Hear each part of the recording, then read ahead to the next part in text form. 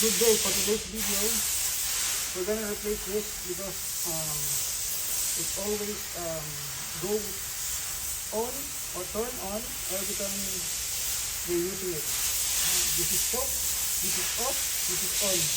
So when you're using it, it always turns on. Okay, and we're gonna replace it with clip only, not this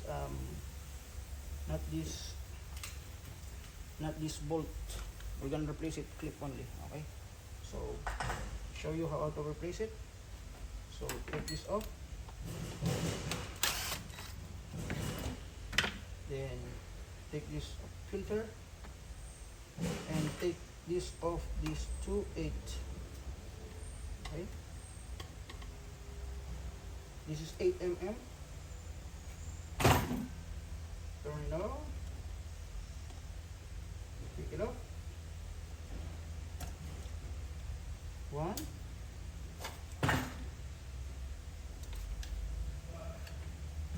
2.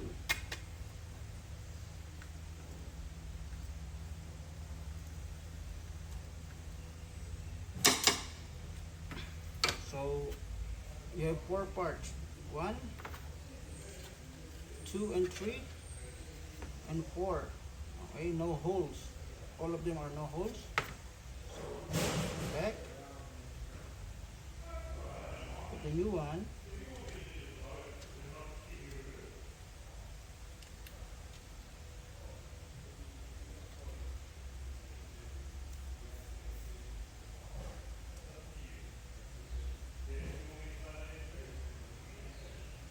Then use this.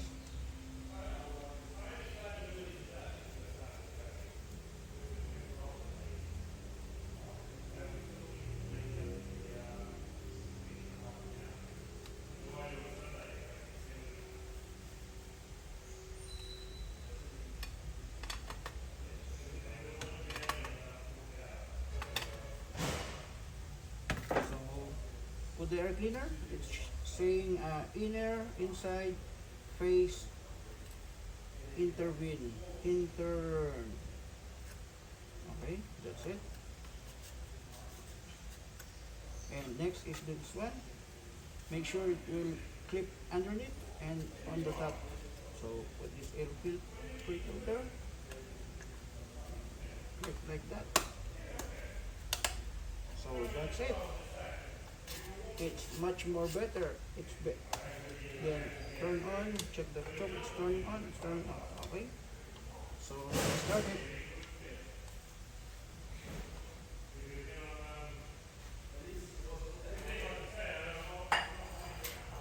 So we're gonna start it on 5, 1, 2, 3, 4, 5, choke,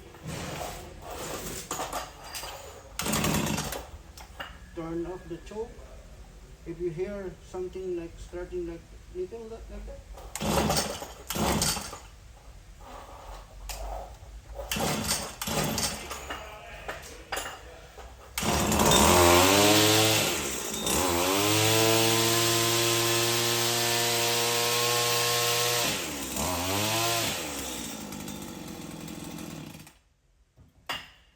so that's it. So that's it. So that's it. It's much more clean and tidy. Okay, as you can see, choke on, it's working. Choke off. This one is not working anymore. It's really broken.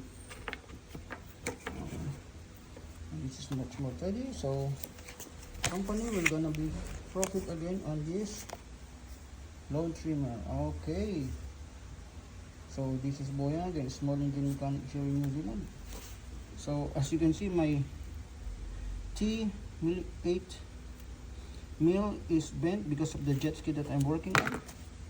So that's it. I hope you learned something to changing with no holes. Okay, this one is going to be thrown away. Okay, so always this is inside. Okay, like this. Okay, let's go. So this is Boyang again, small engine mechanic here in New Zealand. I hope you learned something to my videos to changing a air filter assembly to another assembly with no holes, because they always break the bolt. Okay, this is Boyang again, small engine mechanic here in New Zealand. Thank you for watching.